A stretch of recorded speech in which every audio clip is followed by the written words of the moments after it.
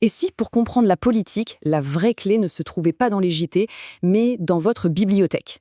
C'est l'idée un peu folle, mais géniale, derrière ce livre, 20 romans pour décrypter le pouvoir.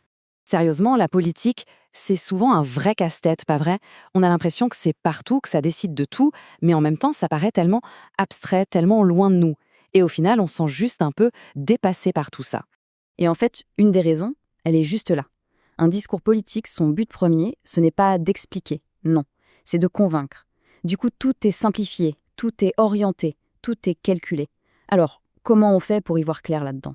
Eh bien, la solution se trouve peut-être là où on ne la cherche jamais, dans la fiction. Oui, oui, parce que là où le discours politique abstrait, la fiction, elle l'incarne. Elle a ce super pouvoir de nous faire ressentir les choses, de nous plonger au cœur des enjeux à travers des personnages, des histoires qui nous parlent.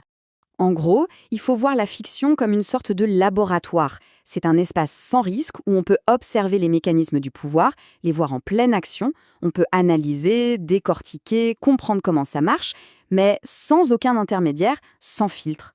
Prenons des exemples que tout le monde connaît. Dans 1984, la surveillance, ce n'est plus juste un concept, c'est une angoisse qu'on vit avec le personnage. Avec la ferme des animaux, on assiste impuissant à la corruption totale d'un idéal. Et Hunger Games, ça nous montre de façon absolument glaçante comment le spectacle peut devenir l'outil de domination le plus puissant. Vous voyez la différence? C'est exactement ça. Là où les discours essaient d'expliquer, la fiction, elle, fait ressentir. Elle ne parle pas seulement à notre tête, elle parle à nos émotions, à nos tripes. Et c'est cette connexion-là qui change tout. Ok, mais on pourrait se dire, à quoi ça sert tout ça? Le but, ce n'est pas de faire de nous des critiques littéraires, pas du tout. L'objectif final, le vrai de vrai, c'est de développer notre outil le plus important, notre esprit critique. Alors, qu'est-ce que ça nous apporte concrètement? On apprend à identifier les différentes formes de pouvoir et surtout leurs dérives. On devient capable de repérer les stratégies de manipulation, que ce soit en politique ou dans les médias. On analyse les discours différemment. Et le plus fou, c'est qu'on commence à faire des liens directs, hyper clairs, entre la fiction qu'on lit le soir et la réalité qu'on voit aux infos. Et là, d'un coup, la lecture prend une toute autre dimension. Ce n'est plus juste une évasion. Ça devient un véritable outil d'analyse du monde qui nous entoure. Chaque roman, c'est une nouvelle grille de lecture de l'actualité. Et cet outil, eh bien, il existe, le voici, 20 romans pour comprendre le pouvoir de François Van Niel. C'est exactement ça, un guide qui rassemble toute cette méthode clé en main.